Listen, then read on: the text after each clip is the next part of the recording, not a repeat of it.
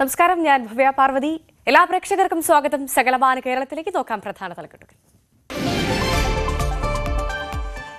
Idukki മാങ്കുളത്ത് traveller കൊക്കയിലേക്ക് മറിഞ്ഞ അപകടം. മരണം 4 മരിച്ചവരിൽ 2 വയസ്സുള്ള കുഞ്ഞും. പരിക്കേറ്റ 12 യാത്രക്കാർ ചികിത്സയിൽ. മരിച്ചത് തമിഴ്നാട് തിരുനെൽവേലിയിൽ നിന്നെത്തിയ വിനോദസഞ്ചാരികൾ. ഇലക്ട്രിക് സ്കൂട്ടറുകളുടെ ചാർജിംഗ് പ്രശ്നങ്ങൾക്ക് പ്രതിവിധി. സോളാർ സ്കൂട്ടറുമായി കാസർകോട്ടെ ഇർഷാദ്. ആദ്യ മാതൃക പുറത്തിറക്കി.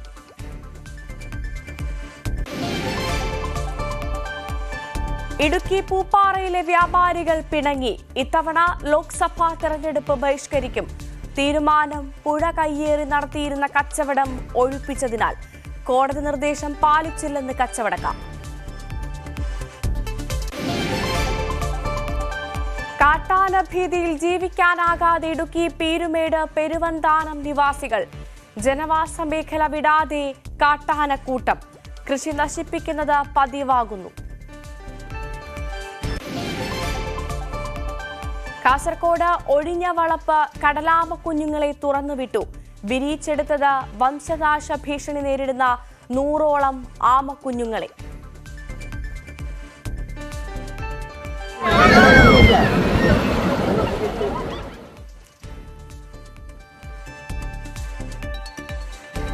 നമ്മൾ തുടക്കം തന്നെ പോകുന്നത് ഇടുക്കിയിലേക്കാണ്. ഇടുക്കിയിൽ ഇന്നലെ വൈകുന്നേരം ഒരു വലിയ അപകടമുണ്ടായിരുന്നു. അത് നമ്മൾ ഏറെ വേദനിപ്പിച്ച ഒരു അപകടമാണ്.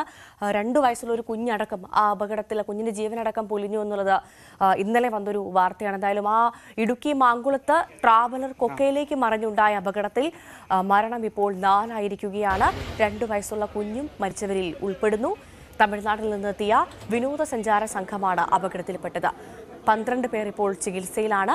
ചികിത്സയിലുള്ളവരെ കളക്ടർ ഷീബ ജോർജും ജില്ലാ പോലീസ് സൂപ്രണ്ടും സന്ദർശിച്ചിട്ടുണ്ട്. ചികിത്സയിലുള്ളവർക്ക് സാമ്പത്തിക സഹായം ഉറപ്പാക്കുമെന്നാണ് കളക്ടർ പറയുന്നത്. കളക്ടറുടെ വാക്കുകൾ കേൾക്കാം.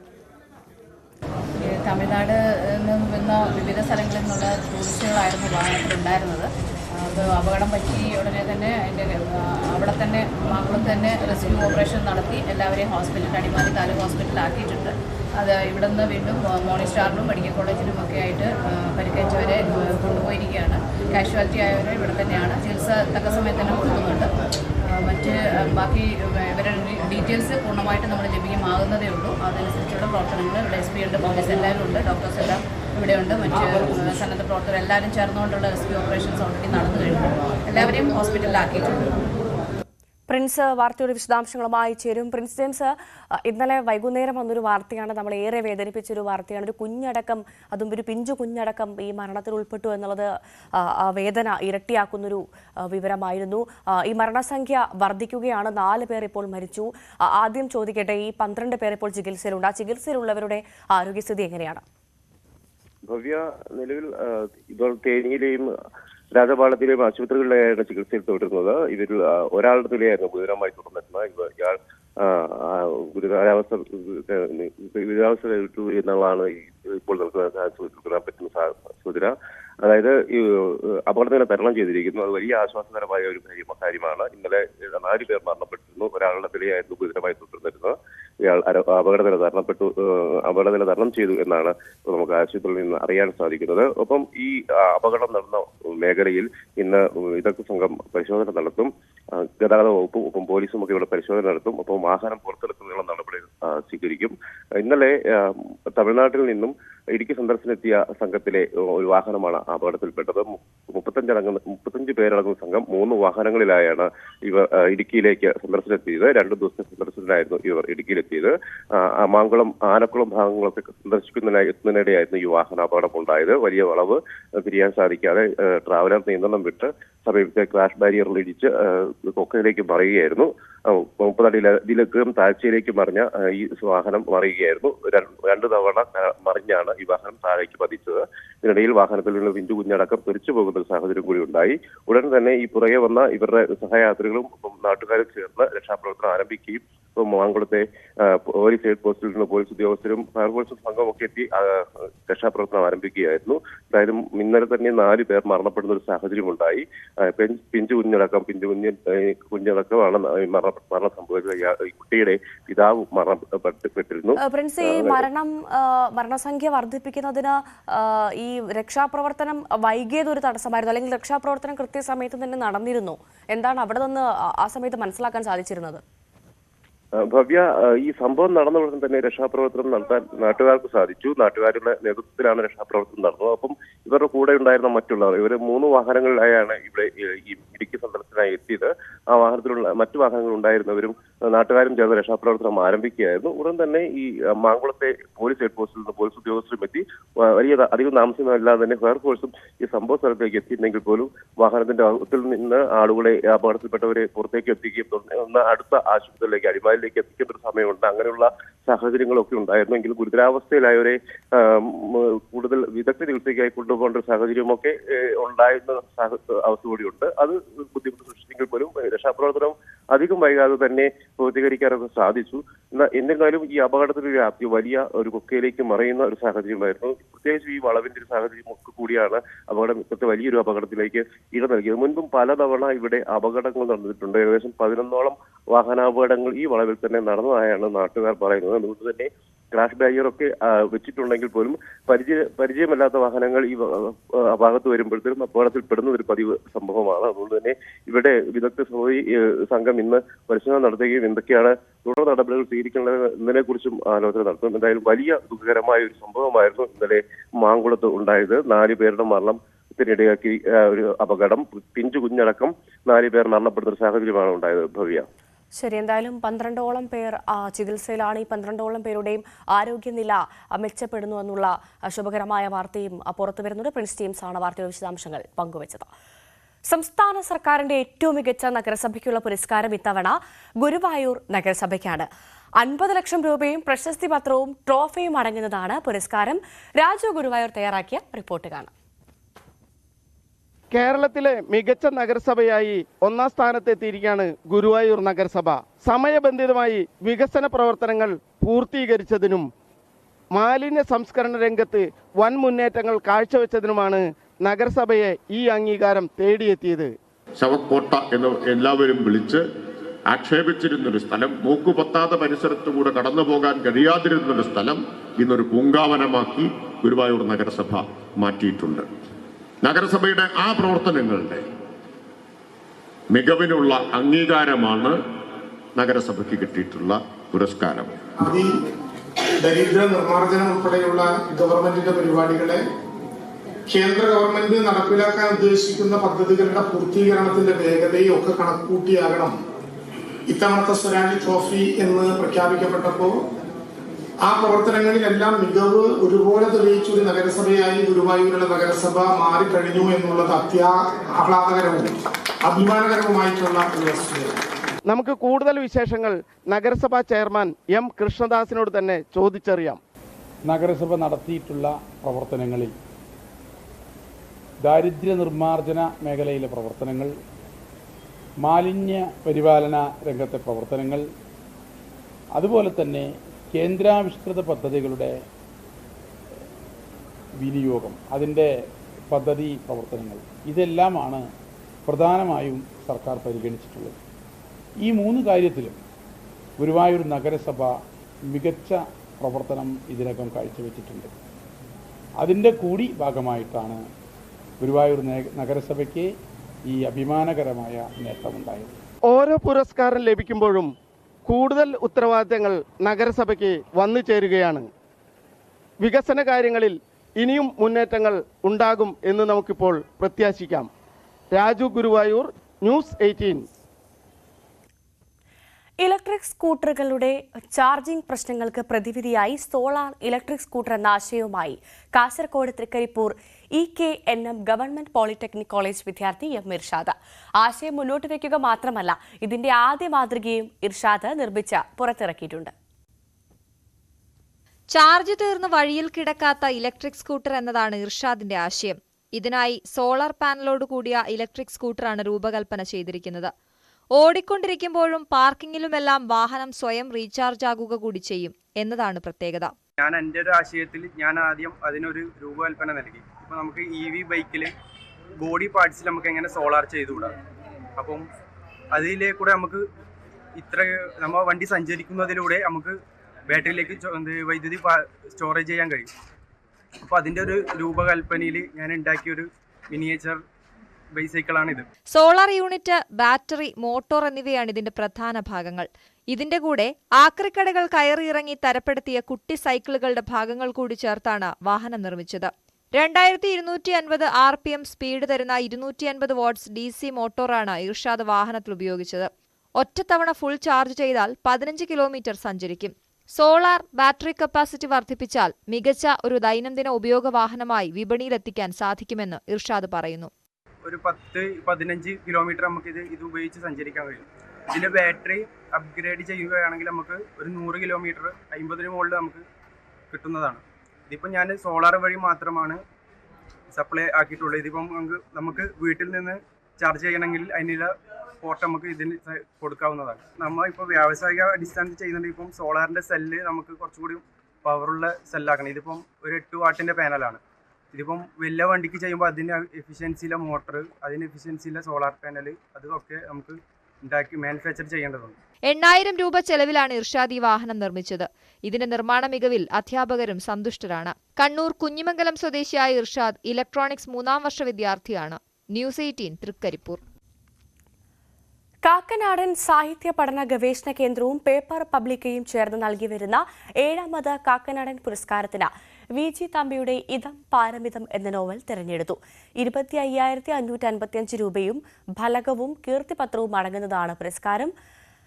സക്രിയ, ബാബു കുഴിമറ്റം, ഡോക്ടർ പ്രസന്ന എന്നിവർ അടങ്ങിയ സമിതിയാണ് പുരസ്കാര നിർണയം നടത്തിയത്. കാക്കനാടന്റെ ജന്മദിനമായ ഏപ്രിൽ 23-ന് തിരുവനന്തപുരം പ്രസ് ക്ലബ്ബിൽ പുരസ്കാര സമർപ്പണം നടത്തുമെന്ന് ഭാരവാഹികൾ അറിയിച്ചു. ആലപ്പുഴ കായംകുളം കൃഷ്ണപുരം കാപ്പിൽമേക്ക് പനയനാർക്കാവ് ദേവീക്ഷേത്രത്തിലെ മീന തിരുവാതിര തിരുവുത്സവം സമാപിച്ചു. ഉത്സവത്തിന് സമാപനം കുറിച്ചുകൊണ്ട് വിവിധ കരകളിൽ നിന്നുള്ള കെട്ടുകാഴ്ച ക്ഷേത്രം അങ്കണത്തിലെത്തി. എതിരേൽപ്പ്, ദീപക്കാഴ്ച, താലപ്പൊലി, തിരുവാതിര, മെഗാ മാജിക് ഷോ തുടങ്ങിയവ ഉത്സവത്തിന്റെ ഭാഗമായി നടന്നു.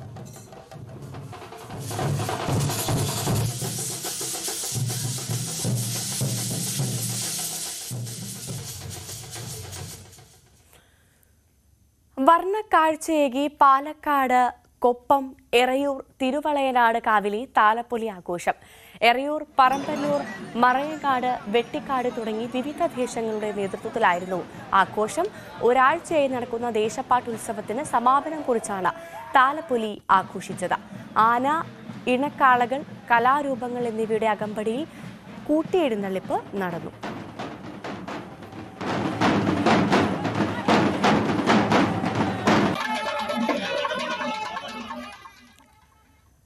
ഇക്കുറി ലോക്സഭാ തെരഞ്ഞെടുപ്പ് ബഹിഷ്കരിക്കുമെന്ന നിലപാടിലാണ് ഇടുക്കി പൂപ്പാറയിലെ വ്യാപാരികൾ. വ്യാപാരികൾക്ക് ഐക്യദാർഢ്യവുമായി വ്യാപാരി വ്യവസായ ഏകോപന സമിതിയും രംഗത്തെത്തി. പന്നിയാർ പുഴയോരം കയ്യേറി പൂപ്പാറയിൽ കച്ചവടം നടത്തിയിരുന്ന 56 സ്ഥാപനങ്ങൾ കോടതി ഉത്തരവിനെ തുടർന്നാണ് റവന്യൂ വകുപ്പ് ഒഴിപ്പിച്ചത്. ചെറുകിട കച്ചവടക്കാരായ ഇവരിൽ പലരുടെയും വീടും ഈ കെട്ടിടങ്ങൾ തന്നെയായിരുന്നു. പ്രദേശവാസികളുടെ പുനരധിവാസം നടപ്പിലാക്കണമെന്ന് കോടതി നിർദ്ദേശിച്ചെങ്കിലും പുനരധിവാസം വരെ കടകൾ തുറന്നു പ്രവർത്തിപ്പിക്കാൻ നടപടിയുണ്ടായിട്ടില്ല. ഇതോടെ ഇവിടെ വ്യാപാരം നടത്തിയിരുന്നവർ വൻ പ്രതിസന്ധിയിലായി. ഈ സാഹചര്യത്തിലാണ് തെരഞ്ഞെടുപ്പ് ബഹിഷ്കരിക്കാൻ ആക്ഷൻ കൗൺസിൽ തീരുമാനിച്ചത്. ഒരു മുന്നണിക്കും, അതായത് കേരളത്തിലെ പ്രബലരായ 2 മുന്നണികൾ, ഒന്ന് ഐക്യജനാധിപത്യ മുന്നണിയും ഒന്ന് ഇടതുപക്ഷ ജനാധിപത്യ മുന്നണി, അതുപോലെ തന്നെ BJP നേതൃത്വം കൊടുക്കുന്ന NDA മുന്നണി, ഈ മുന്നണികളുടെ ആളുകൾ ആരും ഞങ്ങൾക്ക് ഇത്രയും വലിയ ദൂരവ്യാപകമായ ഒരു പ്രത്യാഘാതങ്ങൾ ഉണ്ടാക്കുന്ന തരത്തിലുള്ള ഞങ്ങളുടെ ജീവിതം തന്നെ വഴിമുട്ടിപ്പോയ ഈ സാഹചര്യം ഉണ്ടായിട്ട് പോലും ഒരു മനുഷ്യൻ തിരിഞ്ഞു നോക്കുവാനോ അല്ലെങ്കിൽ അതിന് വേണ്ടുന്നതായ ഒരു നടപടികൾ സ്വീകരിക്കുവാനോ ഒരു പുനരധിവാസ പാക്കേജ് ഉൾപ്പെടെ ഒരു ആശ്വാസ നടപടികൾ സ്വീകരിക്കുവാൻ ഇതുവരെ ഇവരാരും തയ്യാറായി രംഗത്തേക്ക് വരാത്തതിക്ക് പിന്നെ ജനാധിപത്യത്തെ തന്നെ ഇവിടെ കശാപ്പ് ചെയ്തിരിക്കുന്ന ഈ സ്ഥിതിവിശേഷത്തിൽ ഞങ്ങൾ ജനാധിപത്യത്തിന് വേണ്ടി വോട്ട് ചെയ്തിട്ടുണ്ടെന്ന കാര്യമുള്ളേ. സംസ്ഥാനത്തെ മറ്റ് പുഴകളോട് ചേർന്നും സമാനമായ നിർമ്മാണങ്ങളുമുണ്ടെങ്കിലും പൂപ്പാറക്കാരെ മാത്രം ഒഴിപ്പിക്കുന്ന നടപടി അംഗീകരിക്കാനാവില്ലെന്ന നിലപാടിലാണ് മർച്ചന്റ് അസോസിയേഷൻ. പൂപ്പാറയിലെ വ്യാപാരികളോട് ഐക്യദാർഢ്യവുമായി മർച്ചന്റ് അസോസിയേഷനും രംഗത്തെത്തി. ബ്രിട്ടീഷുകാരുടെ കാലത്ത് പോലും ഞങ്ങൾക്ക് ഓർമ്മയുണ്ട് ഇതുപോലെ ഒരു നടപടി ഉണ്ടായിട്ടില്ലെന്നുള്ള സത്യത്തിൽ പറയാൻ പറ്റുള്ളൂ ഞങ്ങൾക്ക്. അതുപോലെ ഒരു നടപടിയാണ് അത്രയും പെട്ടെന്ന് ഇത്രയും വ്യാപാര സ്ഥാപനങ്ങളെ പൂട്ടിയിട്ടുള്ളതെന്ന് മാത്രമേ ഉള്ളൂ. തീർച്ചയായിട്ടും ആക്ഷൻ കൗൺസിൽ എന്ത് തീരുമാനം എടുത്താലും അതിനോടൊപ്പം വ്യാപാരി വ്യവസായ ഏകോപന സമിതി ഒപ്പം നിന്നുകൊണ്ട് ഇലക്ഷൻ ബഹിഷ്കരിക്കാനുള്ള തീരുമാനം അടുത്ത കമ്മിറ്റി ചർച്ച കൂടി ഞങ്ങൾ തീരുമാനം എടുക്കുന്നുള്ളത് ഉറപ്പാണ്. കടകൾ അടച്ചതോടെ പൂപ്പാറയിലെ വ്യാപാരികളും സ്ഥാപനത്തെ ആശ്രയിച്ച് ജീവിച്ചിരുന്നവരും പ്രതിസന്ധിയിലാണ്. News 18 Idukki. ഇന്നറിയാൻ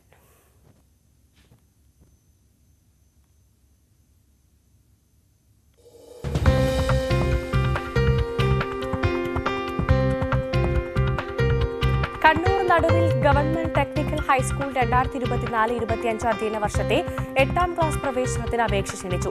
www.polyadmission.org or THS എന്ന വെബ്സൈറ്റ് വഴി ഏപ്രിൽ 3 വരെ ഓൺലൈനായി അപേക്ഷ സമർപ്പിക്കാം. പ്രോസ്പെക്ടസ് വെബ്സൈറ്റിൽ ലഭിക്കും. ഈ വർഷം 7ാം ക്ലാസ് പരീക്ഷ എഴുതിയ ആൺകുട്ടികൾക്കും പെൺകുട്ടികൾക്കും അപേക്ഷിക്കാം. അപേക്ഷാ ഫീസില്ല. മലയോര പട്ടയ വിവരശേഖരണത്തിനുള്ള അപേക്ഷ മാർച്ച് 30 വരെ നീട്ടി. 1977 ജനുവരി 1 മുൻപ് കുടിയേറി താമസിച്ചു വരുന്നവർക്ക് അതത് പ്രദേശത്ത് ബാധകമായ ഭൂപതിവ് ചട്ടങ്ങൾ അനുസരിച്ച് പട്ടയം നൽകാനുള്ള തീയതിയാണ് നീട്ടിയത്. വനം റവന്യൂ വകുപ്പുകളുടെ ലിസ്റ്റിൽ ഉൾപ്പെടാതെ പോയവർ, സംയുക്ത പരിശോധന നടത്താത്ത സ്ഥലങ്ങളിലെ താമസക്കാർ, നാളിതുവരെ പല കാരണങ്ങളാൽ പട്ടയത്തിന് അപേക്ഷിക്കാത്തവർ ഉൾപ്പെടെയുള്ള അർഹരായ ഗുണഭോക്താക്കൾക്ക് ബന്ധപ്പെട്ട വില്ലേജ് ഓഫീസുകളിൽ അപേക്ഷ നൽകാമെന്ന് ലാൻഡ് റവന്യൂ കമ്മീഷണർ അറിയിച്ചു. സീഡിറ്റിന്റെ കണ്ണൂർ മേലിച്ചുബ കമ്പ്യൂട്ടർ പഠന കേന്ദ്രത്തിൽ 5 മുതൽ 12ാം ക്ലാസ് വരെയുള്ള വിദ്യാർത്ഥികൾക്കുള്ള അവധിക്കാല കമ്പ്യൂട്ടർ കോഴ്സുകൾക്ക് അപേക്ഷിക്കാം. ക്ലാസുകൾ ഏപ്രിൽ 1 മുതൽ തുടങ്ങും. 2023-24 സാമ്പത്തിക വർഷാവസാനത്തോടനുബന്ധിച്ച് മാർച്ച് 22 വരെ ഖാദി മേള സംഘടിപ്പിക്കുന്നു. മലപ്പുറത്തെ വിൽപ്പന കേന്ദ്രങ്ങളിൽ ഖാദി തുണിത്തരങ്ങൾക്ക് 30% വരെ സർക്കാർ സ്പെഷ്യൽ റിബേറ്റ് ലഭിക്കും. ഖാദി ബോർഡിന്റെ കീഴിൽ പ്രവർത്തിക്കുന്ന khadi Grama Saubhagya Malappuram Kottappadi municipal bus stand, khadi Saubhagya Changaramkulam, khadi Saubhagya Vattamkulam, khadi Saubhagya Edappal, khadi Saubhagya Tanur എന്നിവിടങ്ങളിലും ഗ്രാമ സൗഭാഗ്യങ്ങളിലും സ്പെഷ്യൽ മേളകൾ സംഘടിപ്പിച്ചിട്ടുണ്ട്. വോട്ടർമാർക്കായി voter help line app. Voter പട്ടികയിൽ പേര് തിരയാനും വോട്ടർ രജിസ്ട്രേഷനും പരിഷ്കരണത്തിനും ഫോമുകൾ സമർപ്പിക്കാനും കഴിയുന്ന സമഗ്രമായ ആപ്ലിക്കേഷനാണിത്. ഗൂഗിൾ പ്ലേ സ്റ്റോറിൽ നിന്നോ ആപ്പിൾ ആപ്പ് സ്റ്റോറിൽ നിന്നോ voter help line app download ചെയ്ത് ഫോണിൽ വരുന്ന OTP രജിസ്ട്രേഷൻ ഉപയോഗിച്ച് ലോഗിൻ രജിസ്ട്രേഷൻ നടത്താം.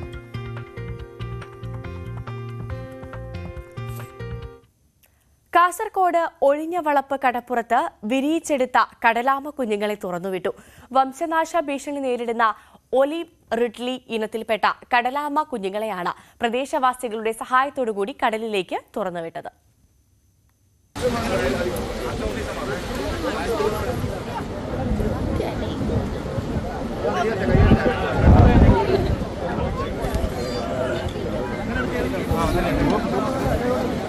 കാസർകോട് ഒഴിഞ്ഞവളപ്പ് കടപ്പുറത്തെ പ്രദേശവാസികൾ സ്വമേധയാ ഏറ്റെടുത്ത ദൗത്യമാണിത്.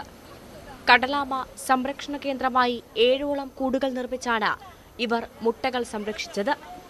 വംശനാശ ഭീഷണി നേരിടുന്ന ഒലിവ് റിഡ്ലി ഇനത്തിൽപ്പെട്ട 100ഓളം കടലാമ കുഞ്ഞുങ്ങളെയാണ് ഇത്തരത്തിൽ മുട്ട വിരിയിച്ച് കടലിലേക്ക് തുറന്നുവിട്ടത്.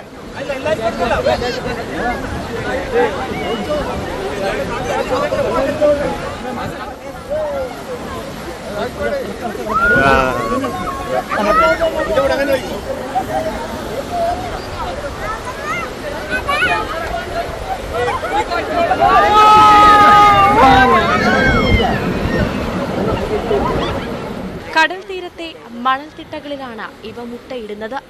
തെരുവ് നായ്ക്കളോ പക്ഷികളോ മുട്ടകൾ ആഹാരമാക്കാതിരിക്കാനാണ് പ്രദേശവാസികളുടെ കൂട്ടായ്മയിൽ ഇവയ്ക്ക് സംരക്ഷണമൊരുക്കുന്നത്. വരും ദിവസങ്ങളിലും കൂടുതൽ കുഞ്ഞുങ്ങളെ മുട്ട വിരിയിച്ച് കടലിലേക്ക് അയക്കാനുള്ള ശ്രമത്തിലാണിവർ. ഒരു 45 ദിവസം മുന്നേ ഈ ഒഴിഞ്ഞവളപ്പ് ജംഗ്ഷൻ കടപ്പുറം ജംഗ്ഷനിൽ കാണപ്പെടുകയും അത് ഈ കൂട്ടായ്മയുടെ നേതൃത്വത്തിൽ അവർ സ്വയം താല്പര്യത്തോടെ മുൻകൈ എടുത്തുകൊണ്ട് വേലി കെട്ടി വളരെ സുരക്ഷിതമായ രീതിയിൽ സംരക്ഷിക്കുകയും 45-50ഓളം ദിവസം ഇതിന് വേണ്ട രീതിയിൽ സംരക്ഷണം പകലും രാത്രിയും ഒക്കെ വളരെ സൂക്ഷ്മതയോടെ നോക്കിക്കൊണ്ട് ആയത് ഇന്നലെ 10ഓളം കുഞ്ഞുങ്ങളെ കടലിലേക്ക് വിടുകയുണ്ടായി. ജില്ലയുടെ വിവിധ ഭാഗങ്ങളിൽ ഇത്തരത്തിലുള്ള കടലാമ സംരക്ഷണ കേന്ദ്രങ്ങൾ ഒരുക്കിയിട്ടുണ്ട്. ഇതിനോടകം ആയിരക്കണക്കിന് കടലാമ കുഞ്ഞുങ്ങളെയാണ് വിവിധ സംഘടനകളുടെ നേതൃത്വത്തിൽ വിരിയിച്ചെടുത്ത കടലിലേക്ക് തുറന്നുവിട്ടിരിക്കുന്നത്.